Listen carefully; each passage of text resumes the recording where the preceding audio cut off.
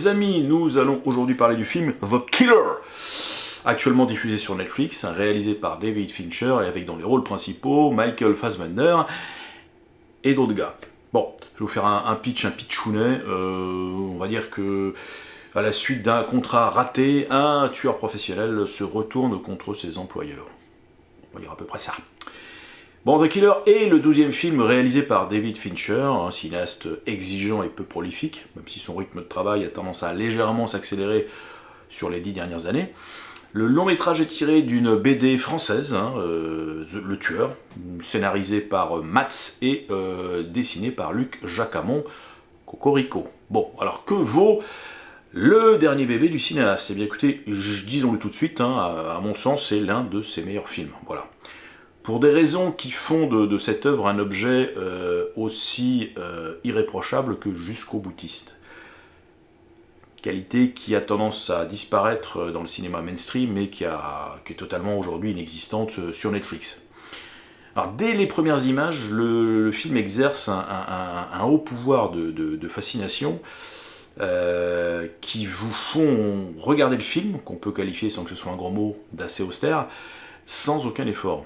Voilà, contrairement à la majorité des daubes produites et diffusées sur la plateforme, qui vous font d'ailleurs prendre votre téléphone et jouer avec au bout de 10 minutes pour vous occuper l'esprit et oublier la misère, The Killer vous harponne et ne vous lâche plus.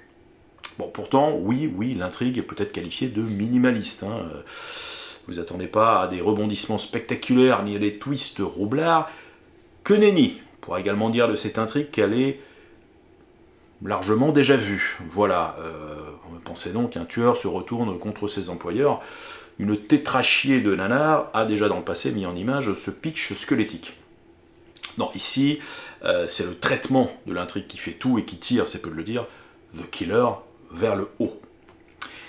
Alors, le tueur du titre est un artisan dans son domaine, rigoureux, méthodique, et qui a bien conscience des exigences requises par sa profession. Le personnage, donc interprété par Michael Fassbender, est aussi méthodique que froid. Voilà, rien ne peut le détourner de sa mission, ni les interactions avec ses autres semblables, ni une morale quelconque. Voilà, seul compte le résultat. Alors, il aurait été facile d'interpréter ce personnage comme une sorte de robot glacial et imperturbable, en mode Terminator. Michael Fassbender choisit plutôt de jouer, et subtilement, le détachement. Voilà, rien autour de lui ne donne l'impression de pouvoir avoir une influence quelconque sur son job. Alors, impitoyable lorsqu'il s'agit de protéger ses arrières et de ne pas laisser de traces derrière lui, mais jamais cruel, il est l'incarnation du professionnalisme. Alors, The Killer est une réussite parce que rarement la forme aura autant épousé le fond chez Fincher. Sa mise en scène est, comme d'habitude, brillante,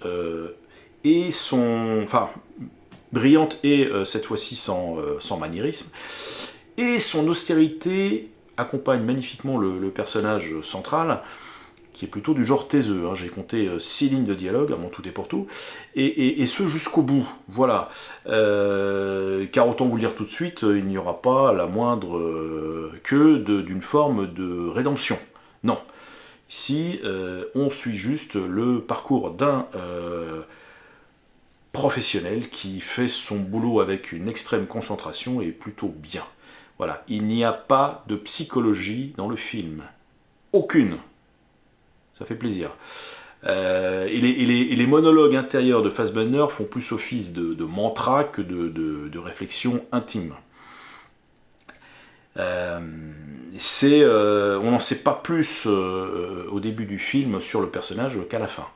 C'est ce qui rend fascinant cet exercice permanent de méticulosité. Alors l'ouverture du film, dans les bureaux en travaux qui font face aux fenêtres d'un grand appartement haussmannien dans Paris, m'a fait penser à celle du film de Michael Winner, Le Flingueur, de 1972, avec Charles Bronson. Voilà, on voyait ce dernier également préparer son futur meurtre, étudier sa victime, l'observer longuement, préparer la mise en scène. le tout pendant 10 minutes sans aucun dialogue. Mais le personnage de Fincher renvoie quand même au statut d'amateur l'ami Charlie, car ce dernier, évidemment, si vous avez vu le film, commettait l'erreur de se lier d'amitié avec un tiers. Il n'y a pas non plus dans The Killer de Fincher d'humour, mais alors c'est pas qu'une vue de l'esprit, il n'y a zéro humour, que chic, nada, walou, rien. Voilà, et ça fait aussi du bien, je l'avoue. Je le répète à nouveau, c'est juste l'histoire d'un tueur qui fait bien son job, et voilà, et qui ne se fait pas polluer par tout le reste. Voilà, il faut l'admettre. Alors, la vengeance est en général un thème majeur qui fait adhérer le spectateur. Là, elle nous permet tout juste d'avoir le minimum syndical de sympathie pour le héros, mais pas plus. Voilà, parce que Fincher choisit de nous montrer pendant 2 heures les aléas inconfortables du métier de son personnage. Alors, qui effectivement, pour protéger, pour éviter de laisser des traces derrière lui, fait ce qu'il faut. Donc, aucun sadisme chez lui, mais aucune empathie non plus, voilà, soyez prévenus. Bon, tout ça finit par faire de The Killer un film assez unique dans son genre pourtant répandu et codifié, à savoir le film avec tueur professionnel, parce que l'angle y est nouveau, parce que Fassbender livre une performance exceptionnelle et parce que la mise en scène de Fincher est d'une imparable précision. Voilà. Alors, seul petit bémol, un générique que j'ai trouvé particulièrement laid et qui est en totale contradiction avec ce qui va suivre et qui ressemble à une mauvaise série télé des années 90. Voilà. J'ai pas compris. Bon, passons. Bon, écoutez, c'est pas tous les jours Noël en matière de cinéma sur la plateforme, donc je vous recommande vivement ce long métrage qui est pour moi l'un des meilleurs de son auteur. Ne vous privez pas, et puis d'ici là, écoutez, continuez à voir des films, et je vous dis à très bientôt. Salut!